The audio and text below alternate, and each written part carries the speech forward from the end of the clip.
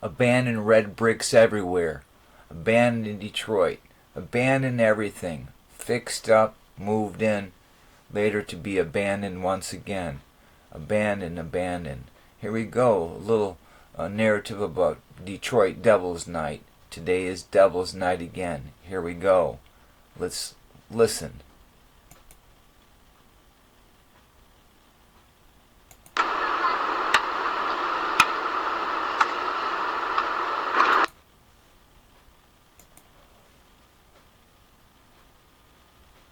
November 3rd, 1983, Detroit.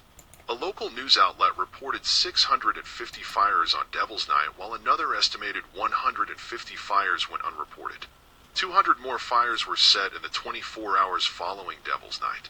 According to the article, some sociologists theorize the fires are the result of people wanting to burn some of the urban blight caused by the abandoned houses that are rampant in the city, while other more cynical observers suggest the fires may be the result of desperate homeowners trying to collect fire insurance. November 1st, 1978, Howell, Michigan.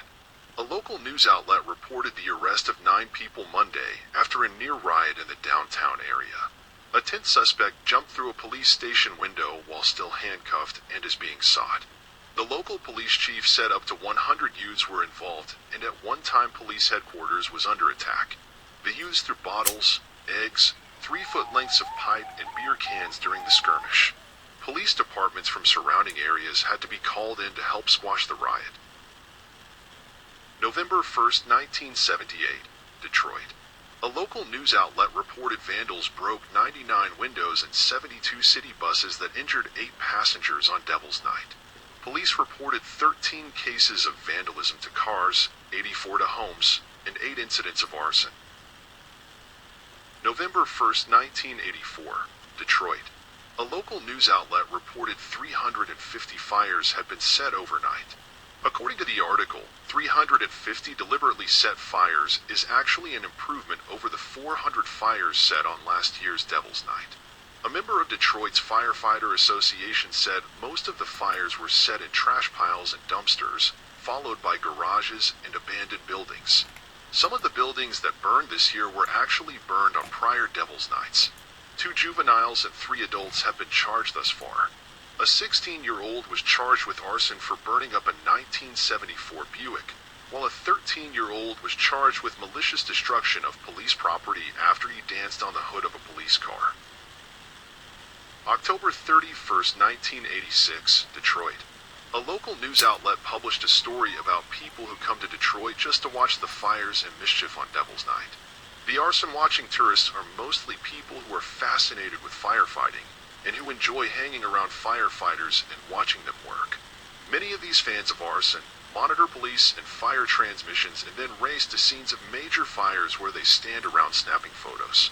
According to the article, there were dozens of these fire buffs in town to watch the mayhem last year from all over the country. One of this year's Devil's Night tourists juggled 3 radios listening for more fires while he watched a 4-story building burn down. There were several TV crews in town to catch the action, even a TV station from Japan. The station's TV producer said that last year they caught a lot of action, including shootings, stabbings, kids selling drugs, and a lot of violence. People in Japan don't believe there are these fires, he said. Now we have pictures, so they have to believe it. October 31st, 1989, Detroit. A local news outlet reported 315 youths were arrested for violating Detroit's 6 p.m. to 6 a.m. Devil's Night curfew. The arrests came despite the efforts of volunteers and city workers to curb the annual pre-Halloween arson spree.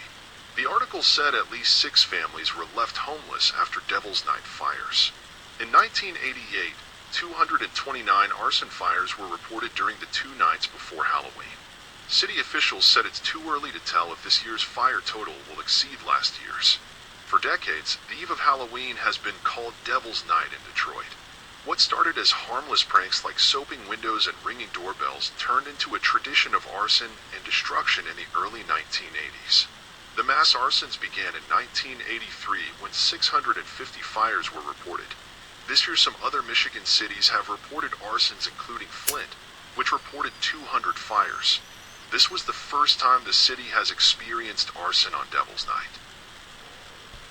November 3rd, 1924, Detroit. A local news outlet published the Halloween schedule for 1924. Quote, juveniles in our neighborhood say the modern Halloween schedule is as follows. October 29th, Doorbell Night. October 30th, Soap Night. October 31st, regular Halloween, combining the previous two and made up of other variations. Years ago, it sometimes happened that November 1st was called Woodshed Night, end quote.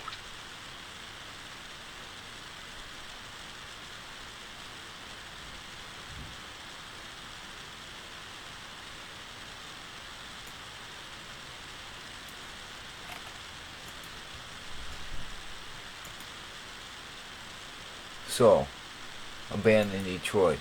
You got a little glimmer of some of the gentrification that's been going on for decades and decades. And we tell you in the red brick community, it's about destroying the past, our past. So, what's it going to take for America to wake up? That a very nefarious group of people are in charge. Let's wake up. Red bricks. Learn about meltology. We're here to tell you that this group of people have been hiding this for a long time. And that's why they're so desperate to destroy all the red bricks everywhere. That's why you have this Ukraine war. That's why you have this Israeli crap that's going on.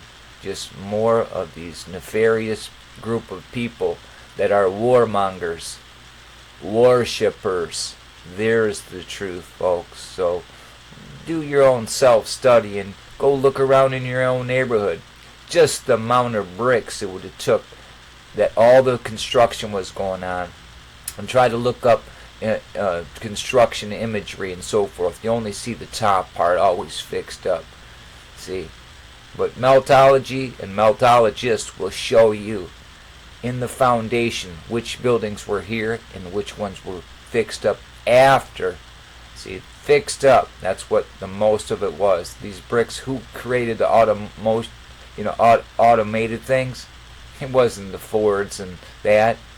Whoever was producing red bricks, because they were producing billions of them, folks. So there's some more food for thought. So everywhere you go, the same story. And now gentrification at a mass scale everywhere. Not just here in America, but all over this realm. So look at this glorious red brick neighborhood.